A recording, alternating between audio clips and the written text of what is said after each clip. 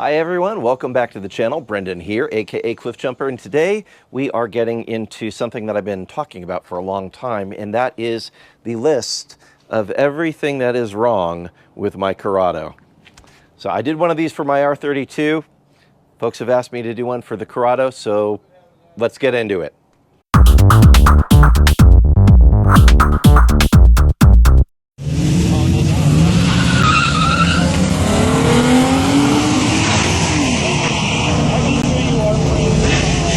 Yes, indeed, the 213,000 mile VR6 Corrado that I added a supercharger to.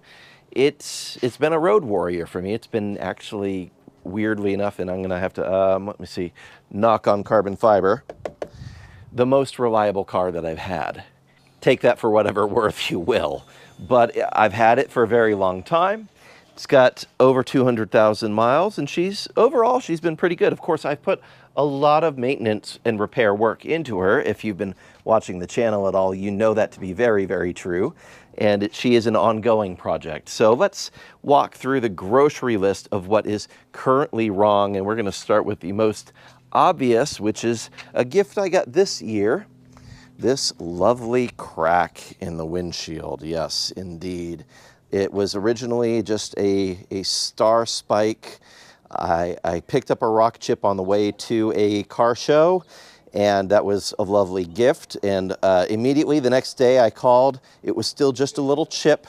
And in between the time that I called the glass repair place to come and take care of the crack, or before of the star-shaped chip before it turned into a crack, it was like 2 hours elapsed, and it came out and it had already become, at that point, I think it spread about this far of a crack, and now it's all the way out to here. So it's made its way across, which means, of course, I have to replace the windshield. And that's not an easy thing with a Corrado because they don't send windshields over here very often. And when they do, it's in limited quantity. As far as I know, there's only there's only 1 or 2 people that import the windshields every year, and they only import 10 of them at a time. So I missed out on most of this year's 10, although I've been going through a glass supply place, and they say that there is possibly 1 that is left that I might be able to get. They put it on order. My neighbor is doing work with power tools, so I'll be talking between the power tools. Anyway, they put the windshield on order. We may or may not get it, so I'll find out this week if it actually showed up or not. So my E-Code headlights, they look like they're in pretty decent shape. The glass is in decent shape. I've got Laminex protectant on it, which has helped protect the glass itself. I'm gonna be doing an LED light bulb swap on there to test that out and see how it does with the fluted pattern. There are some people that modify them and do projectors, but I'm leaving these in here as long as possible. One of the failing points, which it's hard to see, but down through here, there is a plastic adjuster which lets you adjust the height of the beam up and down, left and right.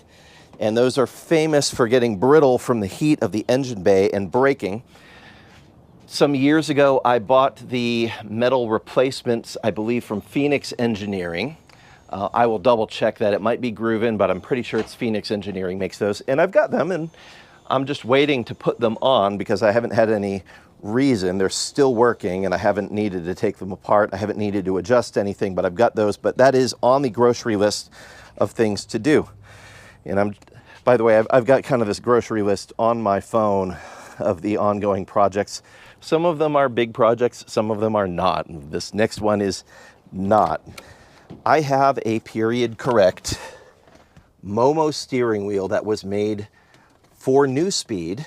So you've got the Momo logo down here, New Speed, and it's the faux carbon fiber that was very popular in the early 90s. And as you can see, the leather has come unstrung, at least in one section. It should be nice and tied together like this, and it's come undone here and up here. So I need to restring that leather. Amazingly enough, most of the things that are typical to break on a Corrado are actually working. My spoiler works.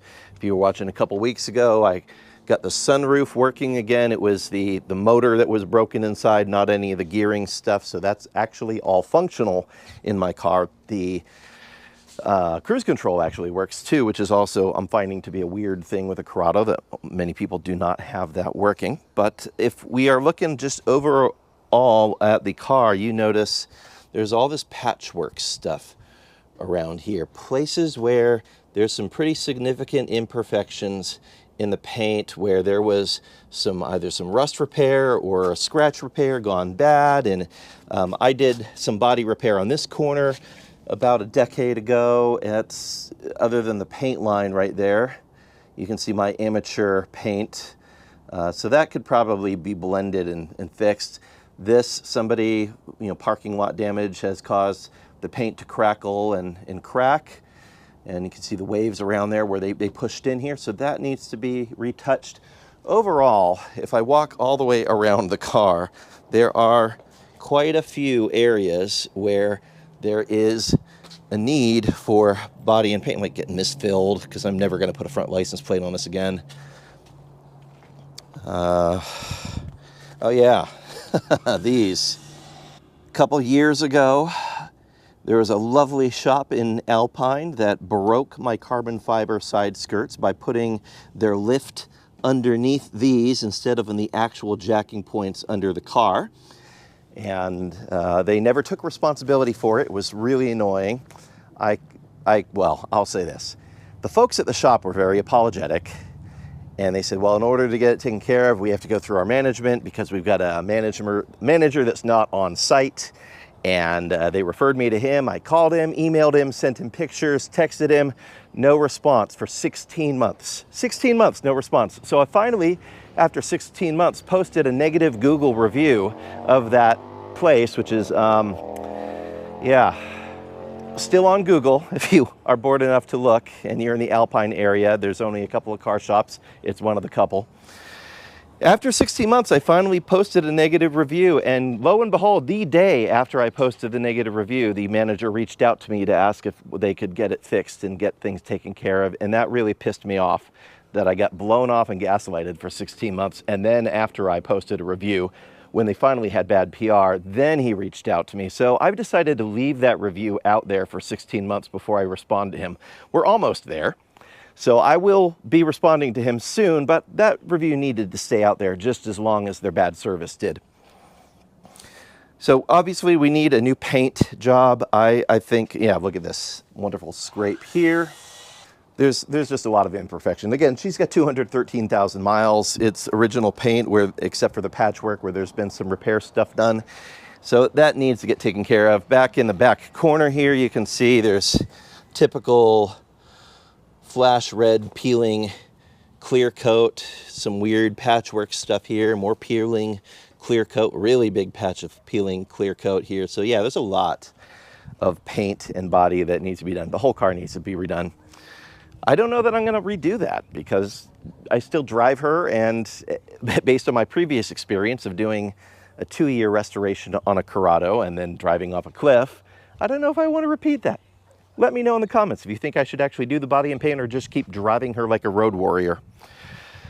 One of the other little projects that it's not really a repair and it's not really something that's wrong with the car, but something I've wanted to do is put together a Corrado specific emergency repair kit to have in the car. The tools that would be necessary to make sure that I could get back on the road if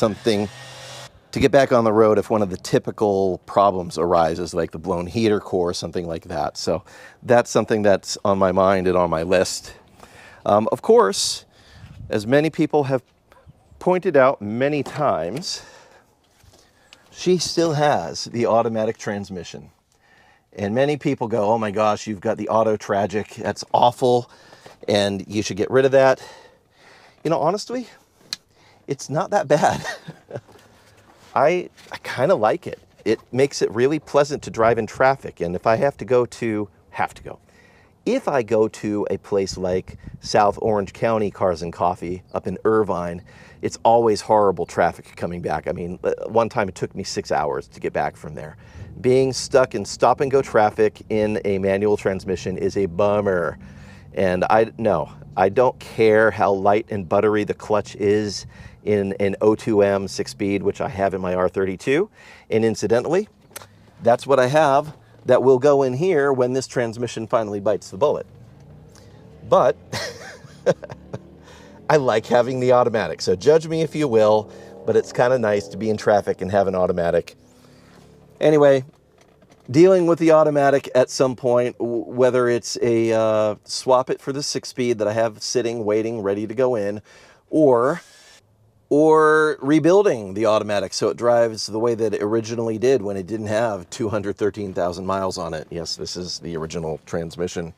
So I've replaced the valve body, I've replaced a couple of the solenoids, I've replaced the ribbon cable for the transmission, but it's still the original torque converter and all the clutch packs, and I'm on borrowed time, I'm sure. So moving right along, typical stuff here with my A pillar and B pillar. You can, well, I've got this in the way, but like back there in the corner of the A pillar, you can see the vinyl is peeling. You see it's popping out there where it should be in place, tucked in nicely. There's spots like back here where the vinyl's all coming off of the stuff. This all needs to get redone. That is highly, yeah, look at that. It's just old. It's old car issues, so that needs to get dealt with. I can do that myself. Also, I have the Passat B4 moonroof, which is really cool because it's glass and I can let in some sun without actually opening it, but the headliner is coming off of the cover part. In order to redo that, I have to take down all the headliner for the whole car just so I can re-glue that. So that's going to be a big project, and it's definitely one of those while you're in there things that just goes down a rabbit trail. So I'm not there yet to want to do that, but it is something that needs to get done. More functional, I have done enhanced cooling for this car. Back inside here, there is I think it's a 9-row Mocal oil cooler. And back up inside this functional air duct, there is a transmission cooler, which helps with my automatic transmission. I got rid of the factory air-water exchanger system, and we put in this other one, and that seems to be doing a great job. I would like to also install a power steering cooler. Right now, it just has the hard line power steering that runs underneath there. Typical for most Volkswagens and Audis, but I have noticed after some very spirited driving that the power steering is boiling over. I can see it's just overheating, so that tells me that I could use some additional cooling. So I found a cooler that I could use for it from a Volvo. It's not huge, but I think I can mount that back here in the other duct and have good airflow there. So we're going to do power steering cooler.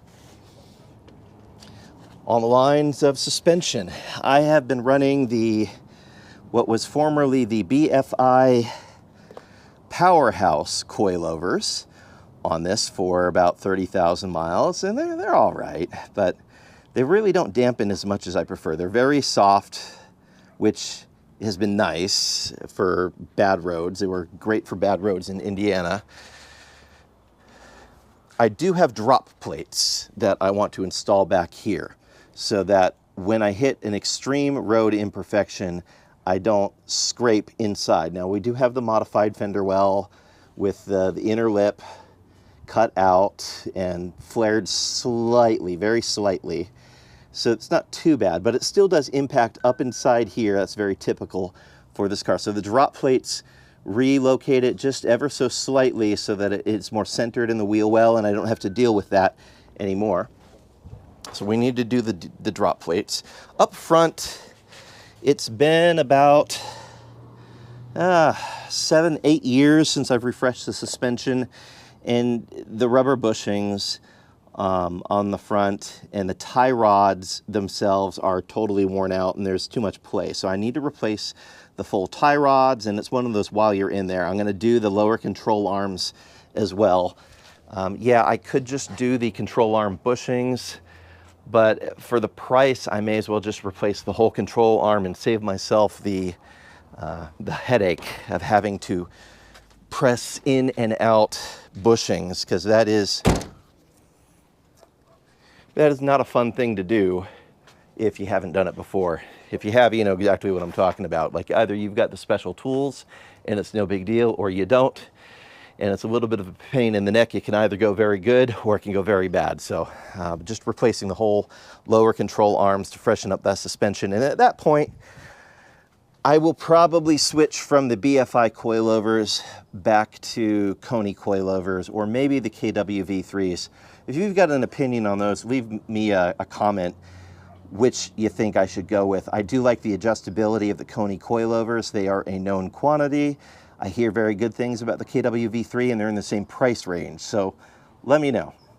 Of course, alignment after I do all that. And then, you know, back to this, fixing these things because they're broken on both sides. So some plastic welding for there's plastic underneath here. They were built on Opel Calibra skirts. And then whether I have a composite person redo the carbon fiber where it's all cracked and broken here, that, you know, I can either leave it as is and just have it be, well, that's original, this is period correct. I need to re-clear coat the carbon fiber on my spoon-fed tuning mirrors. I've had these for about over a decade, I think now. So for the current run, in about a decade, you probably will need to redo the clear coat. Same with the clear coat on the spoon-fed tuning rear wing. You know, it's starting to look a little haggard, so it is time to redo the clear coat on that as well. Looking underneath, you can see the clear coat's still really nice where it's not directly exposed to the sun.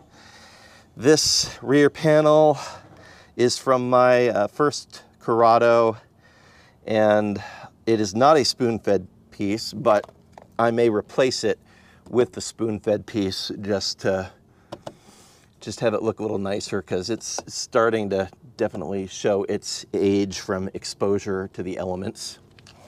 Some folks have made notice about the shark fin. This is from a Toyota GT86, aka Subaru BRZ, aka Scion FRS, and it pretty much bolts right in. In my wiring, there is a preamp in that, like there is in the stock FUBA antenna for the Volkswagen. So it does connect up inside the way it's supposed to. However, when I was doing my wiring, I found out that the preamp wire that is in there had come disconnected from the adapter. So I either have to repair the adapter that's in there or just replace it. Now, I had bought a replacement adapter just to make things easier for me, but of course, we moved across town a little over a year ago, and in the move, I misplaced that. So it's in my box of parts somewhere. I haven't come across it. If I come across it, I will just swap the adapters and easy peasy, we'll be done with that.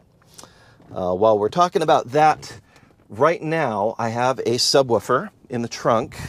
It is a period correct bazooka, and it is one of the little ones. It's the 6.5 inch bazooka, which using corner loading in the hatch provides perfect amount of bass for this car using the rest of the stock system. I am currently using the high level input for it, so you can tee in right to the stock speakers. So I've got some cabling running from the stock wiring harness into this, so it automatically turns off and on based on whether there's signal to the stock speakers. However, since I just switched to the Blaupunkt head unit, this one actually has RCA outs for low level for the subwoofer. So at some point I need to run some more wires, and then I can have it plugged in with that. And while I'm doing new wiring, I will also be wiring in the rear fog light switch, which this is a European feature. Didn't come on the American ones for the facelift 92.5 on up. If you've got an older G60 or an early VR6, you've got a different switch. That's a 2-position switch that actually does allow you to wire in rear fog lights.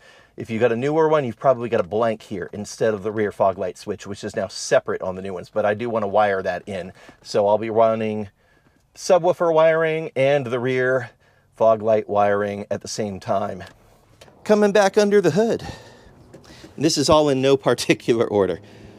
I have the regular AAA VR6 inlet air temperature sensor, which goes into the intake manifold right now. Now, one of the hot mods to make the motor more responsive, especially on an OBD1 like this, is to take out that sensor and put in a Mk4 1.8T inlet air temperature sensor.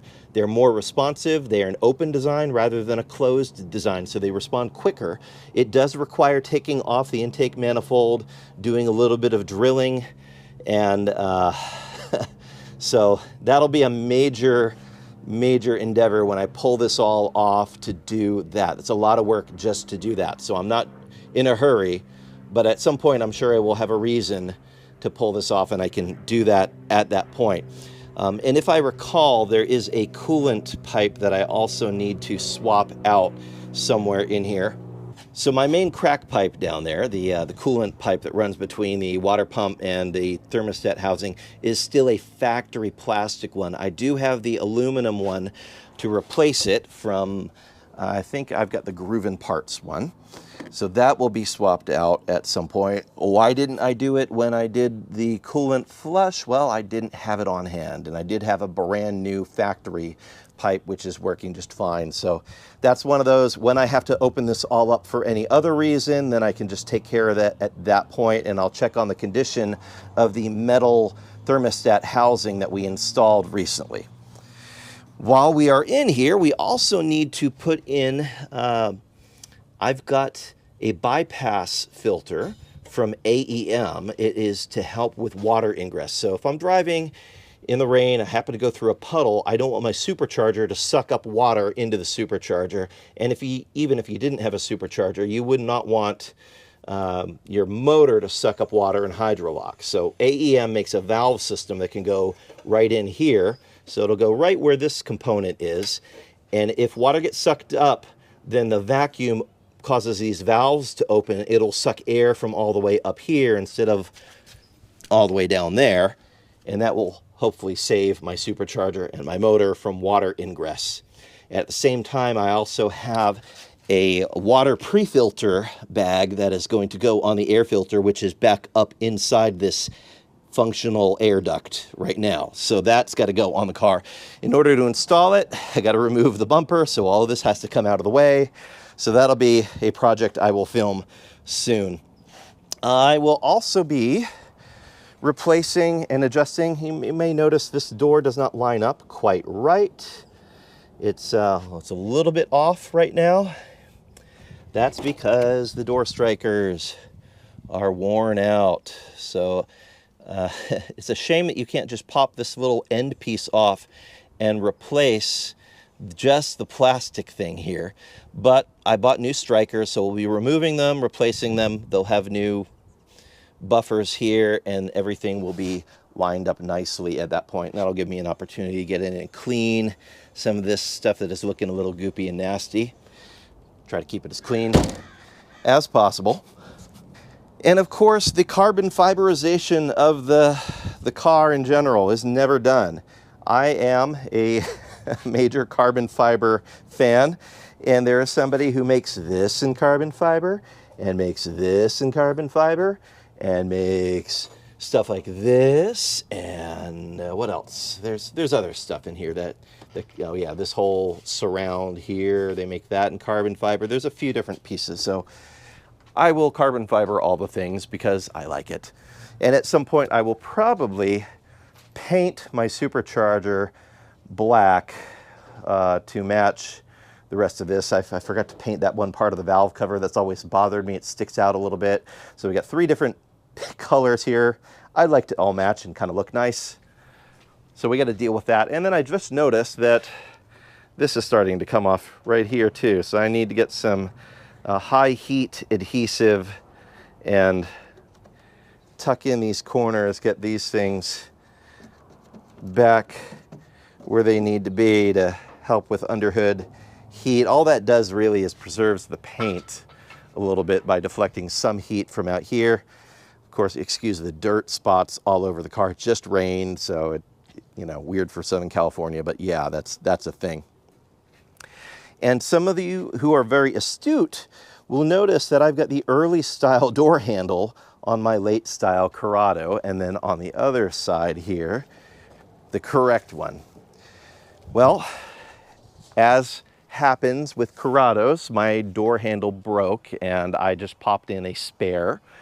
I do have the original handle and I do have the Striker repair kit, so I will be doing that repair kit on both sides to make sure that one doesn't break, and preventive maintenance. And then this one will repair the original one and stick it back on so that's all correct and original. And that is about it for the Corrado for right now. Actually, no, I take that back. One more thing. I've also noticed that these amazing HRE wheels, I caught something on the freeway and it did a really good number right on this lip here. And there's also one of the bolts somewhere, and yeah, there's a few of them that have some rust spots. These are supposed to be stainless steel bolts that don't rust, but I can see a little bit of rust and corrosion on some of them. So it is time to, to take these wheels and get them addressed and redone. So here in San Diego, we've got a great place called US Wheel Repair. They are located, technically I think it's El Cajon. Might be considered Santee, but I think it's El Cajon. It's right by the airfield out at Gillespie Field. And they do a great job at refinishing wheels, so I will take my HREs to them, let them redo them, repolish, make sure that they're true, redo the lips, repaint the centers. Probably, yeah, no, I mean, I think it's just the one wheel that's got a few bolts that are rusty. Let's look at the other ones.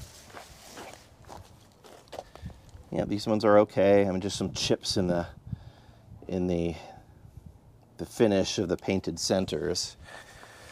Oh yeah, hold on, I almost walked away with this. So this is a Riger lip that I have. It's a plastic ABS lip, and I've got a 5D carbon fiber wrap on it. Obviously the wrap has seen better days. It's starting to come across, just peel up in the corners here.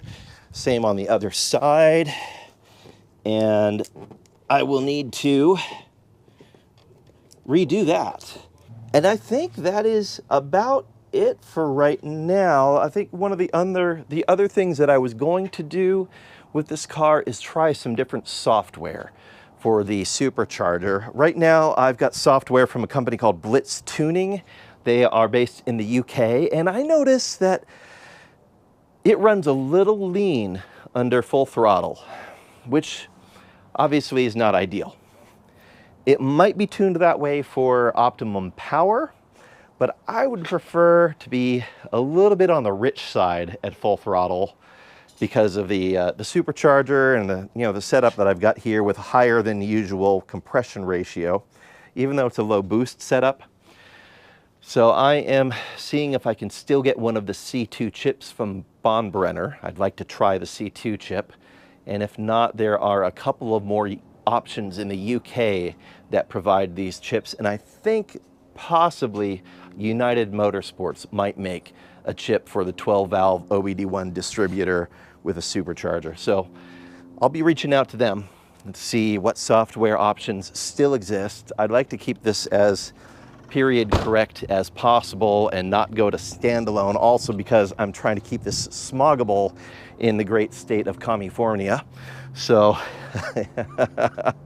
yeah, as a matter of fact, I have to get it smogged now. So we'll see. 2 years ago when I smogged her, she barely squeaked by. I was told that I might need to get a new catalytic converter. We'll see where she's at. I don't know. So keep me in your prayers. Of course, by the time this video launches, I will have either failed or passed smogged. So I'll report back and let you know. And that's it. That is everything that is currently wrong with my 213,000 mile supercharged VR6 Corrado. Thanks for tuning in. Make sure you hit like, subscribe, share it. And if you are working on another high mileage road warrior project, let me know in the comments what you are working on and how's it going. All right, I'll see you soon. Bye-bye. God bless. And on that terrible disappointment,